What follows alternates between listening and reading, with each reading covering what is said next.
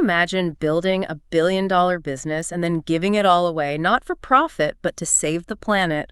Welcome to the channel. It's quite a premise, isn't it? It really is. Today, we're diving into the incredible story of Patagonia. A company that's become almost synonymous with doing business differently. Exactly. For this deep dive, we're unpacking Patagonia's radical origins, how it all started, and its journey to becoming this icon of sustainability and purpose. Yeah, and we've got quite a bit to cover, looking at how they really embedded those values. Absolutely. We've gathered a lot of info, and we're going to explore how this pretty unconventional business came about and the impact it's still making. It's a really compelling example, I think.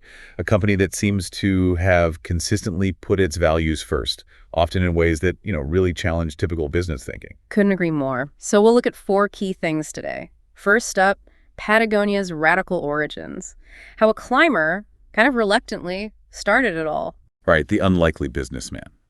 Then we'll get into what they call beyond greenwashing, their sustainable business model. Is it the real deal? Good question. We'll dig into that. Then activism as business. How they turn customers into, advocates. Turning commerce into a platform for change, essentially. Yeah. And finally, the big one. Giving away the company. That unprecedented legacy decision. The move that really turned heads recently. Totally. So our mission here is to really understand how Patagonia wove its values into the actual fabric of the business. And maybe pull out some lessons, for entrepreneurs or just anyone curious about how business could be done. Perfect. Okay, let's jump in. Where does the story really begin? It all starts with Yvon Chouinard, passionate climber. Yeah. Right. He wasn't really trying to be a businessman. Yeah, sure needed better gear. Exactly. Back in the late 50s, he started hand-forging his own climbing pittons, these little metal spikes you hammer into rock cracks. Why? What was wrong with the ones available? Well, the standard ones were often single-use, and crucially, he found they were really damaging the rock faces he loved. His were hard steel, reusable. Okay. So, an improvement. And better for the environment, sort of. That was the idea. Mm-hmm. And they were good. They caught on. Climbers needed durable, reusable gear. So the business grew from there. It did. But here's the first major turning point. By 1972, climbing's getting more popular. More people using his pittons. Exactly. And Chouinard has this realization. His own product, the successful one, is actually causing widespread damage to the mountains.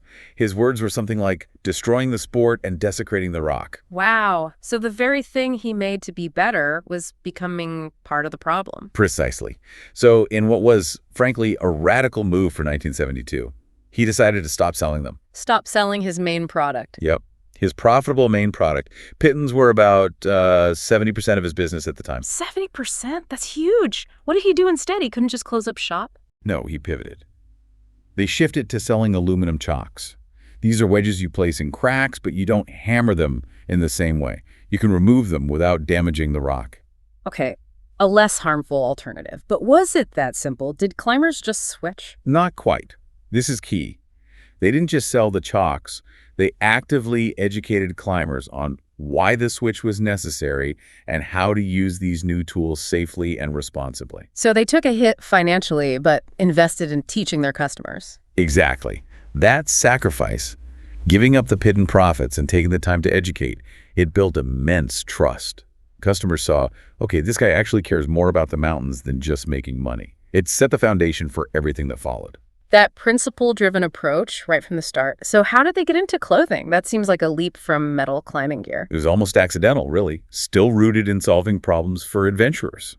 The story goes, Chouinard was on a trip to Scotland. I think I've heard this one. The rugby shirts. That's the one. He bought some sturdy rugby shirts because they held up well against climbing abrasion. Way better than the flimsy stuff available then. He brought some back. Friends wanted them. He imported more. And suddenly, they were in the apparel business. Just organically solving a need they saw in their community. Pretty much. It wasn't some grand strategic plan. It was, hey, this works better, let's use it. And even back then, in the 70s and early 80s, you could see the beginnings of this values-led business idea forming. And they were open about it, communicating these values. Oh, absolutely. Remember that Pete to chalk switch? The 1972 Chouinard equipment catalog wasn't just product listings. Right, you mentioned the essay? Yeah, a 14-page essay explaining the whole thing. Why pitons were bad, why chalks were better, how to use them. It was like part user manual, part environmental manifesto. talking to customers like peers, like a community. Exactly. Sharing knowledge, explaining the why. It showed early on that, talking with your customers, not just at them, can actually influence positive change. A very different model than typical advertising, especially then. Totally. And this commitment wasn't just talk or product choices. It hit the bottom line, too. In 1985, way before it was trendy. They started donating. Yep. They pledged to donate 10% of their profits or 1% of their total sales, whichever was greater, to grassroots environmental groups. Whichever was greater. That's a serious commitment. It is. That became the 1% for the Planet Pledge, which Chouinard later co-founded as a separate nonprofit to get other businesses involved. Patagonia itself has given over, $140 million over the years through that? Wow, $140 million. That started back in 85. Yeah, consistent giving. And it wasn't just external stuff. The internal culture reflected it too. The famous let my people go surfing idea. Right. Chouinard literally encouraged employees to drop work and go surfing if the waves were good. His book title captures that philosophy. It showed a culture that valued life, quality of life, connection with nature. That authenticity must have resonated, right? People saw it wasn't just marketing speak. Absolutely. Customers felt like Patagonia was an extension of their own values, their love for the outdoors. So that founding vision was really clear even back then. Make the best product, cause no unnecessary harm, and use the business itself to inspire solutions to the environmental crisis. A powerful starting point. Okay, so that sets the stage. Let's transition to how they actually operationalize this. How does Patagonia go beyond just, greenwashing and build a truly sustainable business model? Well, it starts with their formal mission statement. We're in business to save our home planet. That's not just a slogan. They claim it drives everything. So it informs actual business decisions, not just PR. That's the assertion. Their core values, quality, integrity, environmentalism, push them to, as they say, break the rules of traditional business. Chouinard himself put it pretty bluntly. What we take, how and when we make, what we waste, is in fact a question of ethics. Ethics driving manufacturing and sourcing. How does that look in practice? We'll take materials. They're famously picky, prioritizing things like organic cotton, recycled polyester, responsibly sourced wool. The organic cotton switch in '96 was a big one, wasn't it? Huge. They realized conventional cotton farming used tons of pesticides, harming ecosystems, poisoning water, even making their own employees sick when handling the fabric. So they just switched. Was it easy? Not at all. It was really hard back then. Yeah. More expensive, suppliers weren't set up for it, customers weren't necessarily demanding it yet. So why do it? Purely ethics. They saw the harm and decided they couldn't keep contributing to it. It was proactive, not reactive. That same thinking led them to use recycled plastic bottles for fleece way back in the early 90s. Ahead of the curve there. What about now? Still using recycled stuff? Definitely. As of 2021, something like 84% of the polyester in their gear was from recycled sources. Yeah. Reduces waste, cuts down the carbon footprint significantly. And it's not just materials, right? It's the whole supply chain. Yeah, they work really closely with their suppliers, the mills, the factories, on things like energy efficiency, water conservation, reducing chemical use. Investing in cleaner processes upstream? Right. Some partners use advanced tech like waterless dyeing or run on solar power, but it's not just environmental stuff either. You mean the labor side? Fair wages, working conditions. Exactly. Patagonia was an early mover on fair trade certification. They started seriously in 2014. Now, I think over 90% of their products are made in fair trade certified factories. What does fair trade certified actually mean in this context? It means for every fair trade item made, Patagonia pays an extra premium. That money goes directly to the workers into a fund they control collectively. And the workers decide how to use it. Yep. They vote on how to spend it, maybe on healthcare, maybe childcare, education, cash bonuses, whatever the community decides it needs most. Patagonia sees it as a step towards better wages and conditions across the board. Impacts over 85,000 workers now. That's significant. And they're quite open about who makes their stuff, aren't they? Remarkably so for the apparel industry. Their Footprint Chronicles initiative puts supplier info, online locations, social and environmental footprints. Transparency is a core principle. Yeah, they say transparency is a cornerstone. It builds trust, sure, but it also keeps them accountable. They have auditing programs, too, to check on standards. I've seen signs in their stores, too, like demand fair trade. And remember, the Buy Less, Demand More campaign. Yeah. It all ties back to that planet over profit idea. It seems like they think about the whole life of the product, too, not just making it. Absolutely. The circular economy idea. They design for durability, obviously, but they also push hard on repair, reuse, recycling, minimize waste, keep stuff out of landfill. It directly challenges that fast fashion take, make, dispose cycle. Which brings us to Wornwear. That's their repair program. Right. Launched back in 2013. It's huge. They run the biggest clothing repair facility in North America. They hold events, fix gear for free, even other brand stuff sometimes. Fixing other brands, seriously. Yep. They even had a custom repair truck driving across the country back in 2015, fixing clothes. The whole philosophy is simple. If clothes last longer, people buy less new stuff. And that reduces the overall environmental impact more than almost anything else. Their CEO basically said that, didn't he? Something about making less being the biggest impact. Yeah. There is nothing we can change about how we make clothing that would have more positive environmental impact than simply making less. Powerful statement from a clothing company CEO. And people are using the repair service. Massively. By 2022, they were repairing something like 60,000 items a year. Plus, they launched a resale platform for used Patagonia gear. Closing the loop. And they quantify the savings. Yeah, they estimate significant cuts in carbon emissions, water use, and waste just from keeping gear in play longer through repair and resale. It's a model that actively discourages constant consumption. Which fits with that crazy "don't buy this jacket" ad they ran on Black Friday years ago. Exactly, 2011. This seemed totally counterintuitive, right? Telling people not to buy your product on the biggest shopping day. But it perfectly encapsulated their ethos and, ironically, probably boosted their brand loyalty massively. So clever. And they're still pushing boundaries. I heard about food and farming. Yeah, that's Patagonia provisions. They're getting into regenerative agriculture, investing in farming methods that don't just sustain but actually restore soil health, biodiversity, maybe even sequester carbon. Regenerative organic, I've heard that term. Right. They're leaders in that movement, partnering with folks like the Rodale Institute to set standards. They're supporting crops like kernza, this perennial grain that's really good for the soil. And they made beer with it. They did. Long root ale, working with a craft brewery. It's about creating a market for these planet-healing crops. It goes beyond sustainable. It's about actively making things better. So farming that captures carbon, that's the goal. That's the North Star, as their director of philosophy put it, creating businesses that actually sequester carbon. They're even piloting regenerative organic cotton farms now. It's a really holistic view of sustainability.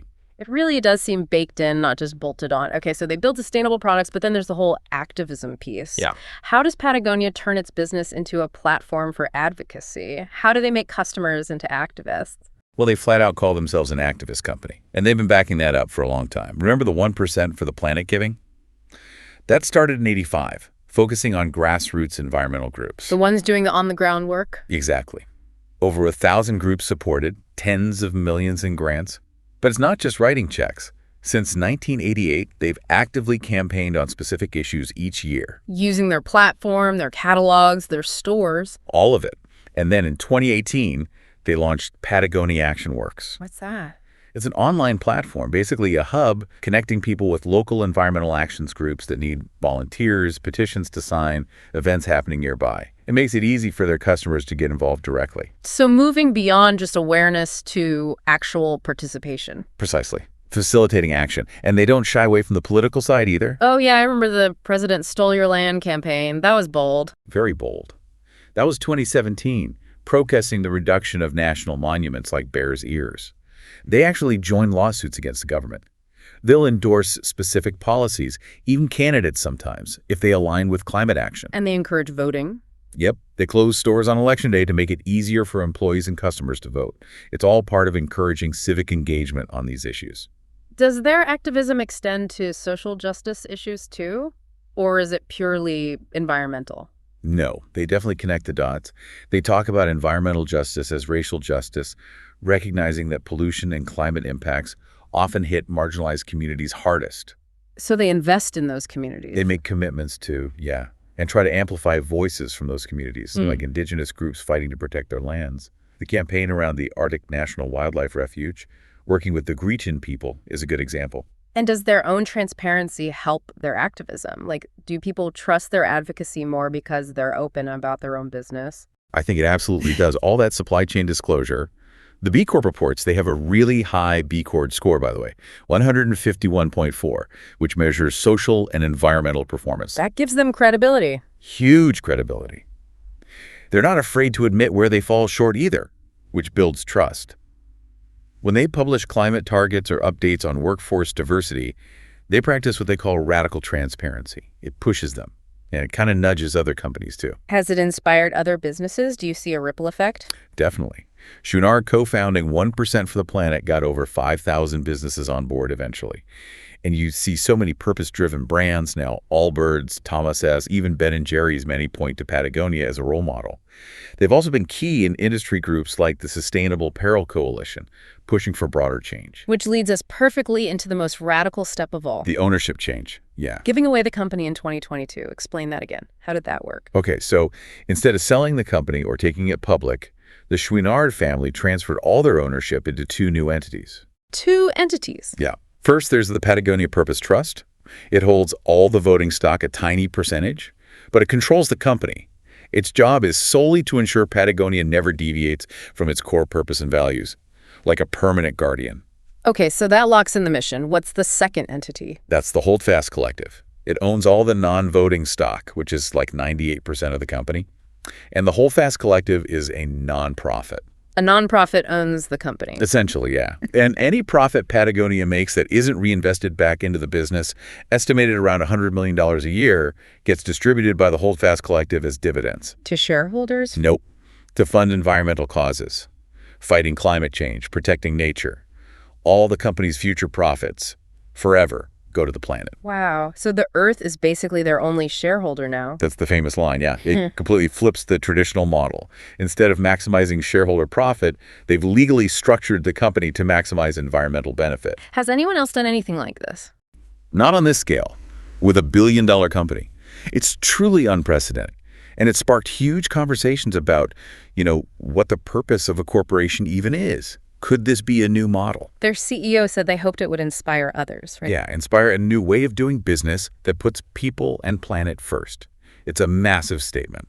Okay, so this brings us to the legacy and the future. What happens now? Does the company just coast on this structure? Not at all. The commitment to innovation seems stronger than ever. They're still pouring money into R&D, into Tin Shed Ventures, their investment arm that backs other sustainable startups. Still working on new materials? Oh, yeah. Things like Ulex, that plant-based rubber they pioneered for wetsuits. They're constantly looking for bio-based or recycled alternatives to synthetics, trying to eliminate harmful chemicals like PFAS completely. They have some big goals coming up soon, don't they? They do. By 2025, the aim is to use only renewable or recycled materials across the board. And the long-term vision is full circularity products designed to be easily remade into new products at the end of their life. So more take-back programs, resale, maybe even renting clothes. All possibilities are likely on the table. And knowing Patagonia, they'll probably share what works. They have a history of open sourcing their sustainable innovations. What about the community aspect, the activism? Does that continue? Absolutely. If anything, this structure probably frees them up to do more. Expanding Patagonia Action Works globally, maybe using stores even more as hubs for education and organizing. And tackling tough issues. You bet. Climate justice, biodiversity loss, expect them to stay vocal, maybe even get more political if they feel it's necessary to protect the planet. The new structure basically shields them from any shareholder pressure to tone it down. So the Patagonia Purpose Trust acts as the guardian of the mission. Exactly. It's the legal backstop to prevent mission drift. And the Holdfast Collective ensures the profits fuel the fight. It gives them this incredible freedom to plan for the really long-term 50 years, 100 years, without worrying about quarterly earnings calls. Could this really be a template for other companies? It's being discussed. Maybe not for every company, but for founders who are deeply value-driven and want to ensure their company's mission outlives them, it's a powerful new option. It keeps Chouinard's ethos of simplicity and fairness locked in. He wrote that letter explaining it, right? Going purpose instead of going public. Yeah, that was the line. Instead of going public, you could say we're going purpose. Instead of extracting value from nature and transforming it into wealth, we'll use the wealth Patagonia creates to protect the source. How did people react? Customers, other business leaders? Overwhelmingly positive from customers, as you'd expect. It cemented their loyalty. And, reportedly, quite a few other wealthy individuals and founders reached out, curious about how they could do something similar. It definitely made waves. So looking ahead, what are the big commitments we should watch for? Well, they're still aiming for carbon neutrality by 2040. They'll keep expanding regenerative sourcing. Yeah. And fostering that culture of activism is key. The next few decades will really be the test case, won't it? Can a major company thrive for generations solely dedicated to a purpose beyond profit? But based on their track record. Based on their history of finding solutions and pushing the industry, you wouldn't bet against them. They've consistently shown that being principle-driven can work. It really feels like their story proves that doing the right thing can help build a business, but now, for Patagonia, doing the right thing is the business. That sums it up perfectly.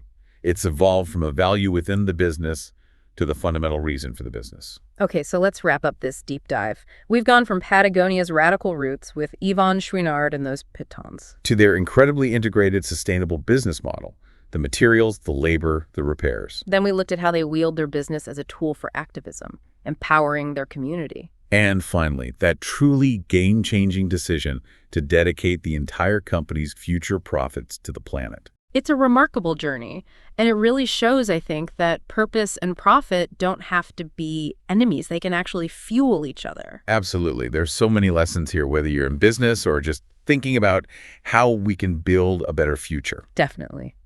Which leaves us with that final thought for you, the listener. What if more businesses actually adopted this kind of model? Seriously committed to purpose over pure profit. What kind of world could that create? Imagine the collective impact on the planet. Something to think about. For sure. Well, that's all we have time for on this deep dive into Patagonia. Thanks so much for walking us through it. My pleasure. It's a story worth telling. It really is. And if you found this discussion valuable, please do follow and share our channel. We'll keep exploring more fascinating topics like this one. Hope to see you next time. See you then.